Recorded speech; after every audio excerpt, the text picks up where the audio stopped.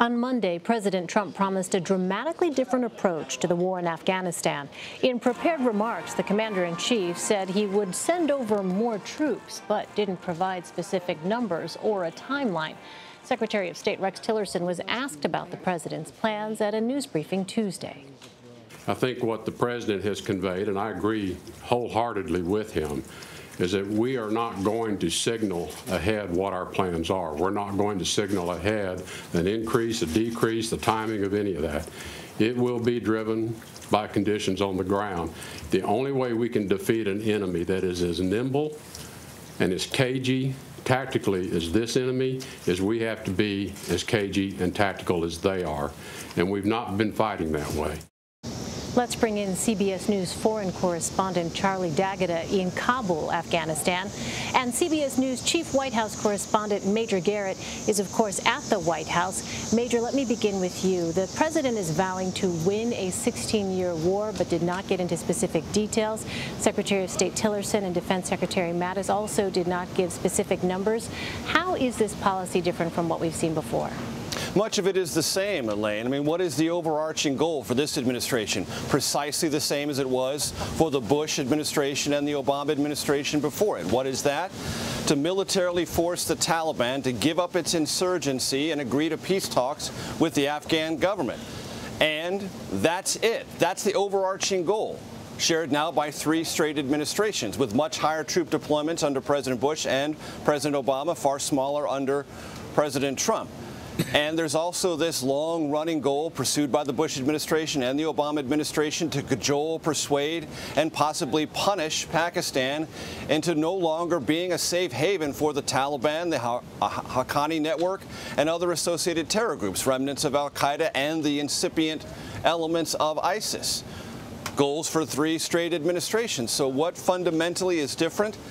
Well, there is definitely a different idea being expressed by the President and Defense Secretary Madison and Secretary of State Tillerson if you read between the lines, which is this is going to be about a deployment of special operators, probably, much more so than regular U.S. military personnel. And the CIA, in all likelihood, is going to be heavily involved. They were significant advocates for staying in Afghanistan. So that means more air assets for Afghan forces fighting on the front line, more special operators putting together missions and possibly carrying them out alongside the Afghan national forces, and the CIA possibly penetrating deeply via drones and other methods into Pakistan to knock down the Taliban leadership. It's happened before. It could happen at a much higher level of tempo.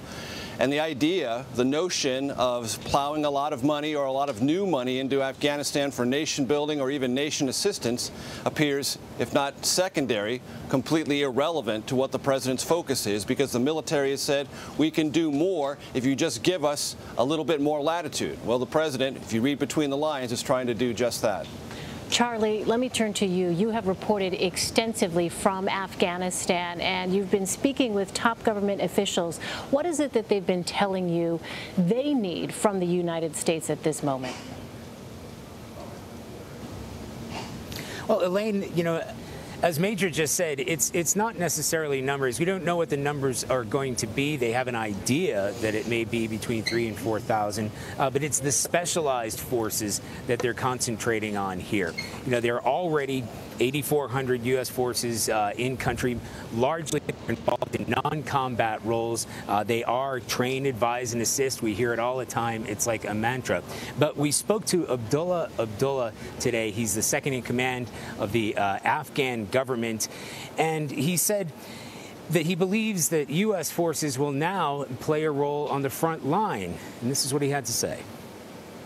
Are you hoping, expecting that American forces will take more of a combat role here? I will say that with the removal of limitations and expansion of authorities, more resources will be made available. They will be in much better position to support our forces and to make an impact. What does it mean when you say removal of limitations? U.S. forces will be, with the expansion of authorities, will be much more active on the ground. That's all I can say. And there's the term, much, much more active, which gave an indication to us that there is a plan ahead, or certainly hopes that there are going to be plans, strategy in the future, that the forces that are going to be sent here in the coming days and weeks will take more of a frontline responsibility in the training and advising and assisting, but ones that may be more responsible in a combat role. Certainly that's what they're hoping for here. Whether that's going to be delivered, well, you know, it's been very tight-lipped over in the United States, and in Washington, certainly tight-lipped here about the plan ahead. Elaine? Major, the president acknowledged that this policy is a departure from what he had said on the campaign trail. Do we know specifically what it was that changed the president's thinking? That the generals at the Pentagon and his National Security Advisor, H.R. McMaster's Defense Secretary, James Mattis, said, look, Mr. President, we know you're thinking heavily about pulling out of Afghanistan because you wonder if it really is of strategic importance to the United States any longer.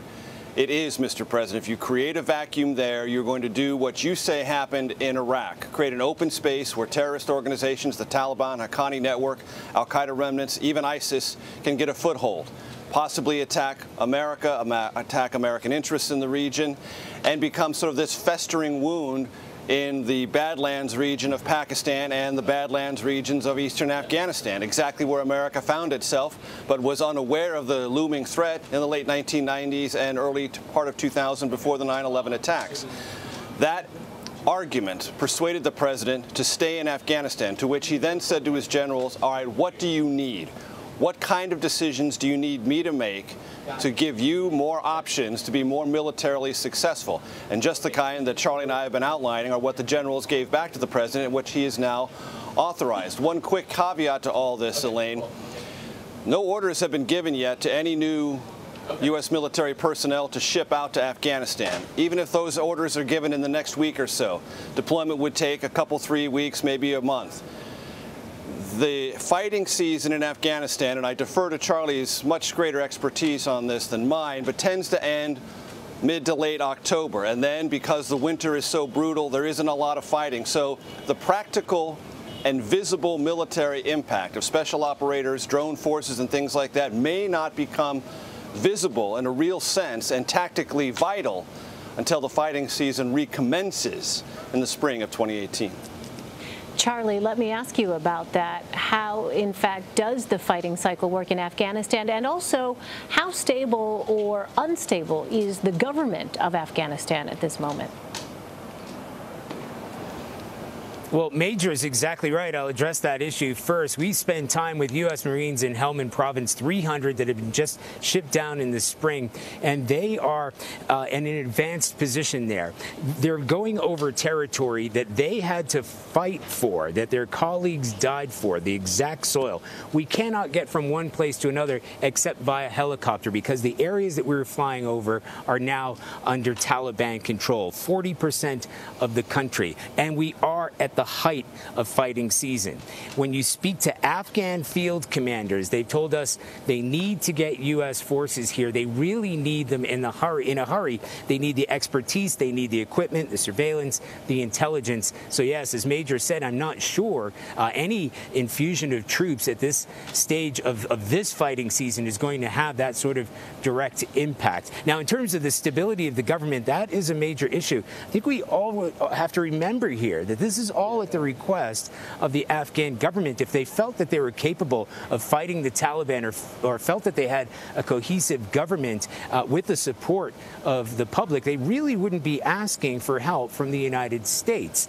It's not the case. There's infighting in this government. It's rife with incompetence and corruption, and that is one of the things that even the U.S. military officers that we've been speaking to, they're frustrated with that because they have to deal with that. You know, we in television tend to get caught up in the bang-bang, the fire, the war that's going on. But when you speak to Marines, they said, you know, one of the biggest problems is resupply, command, paying off the officers.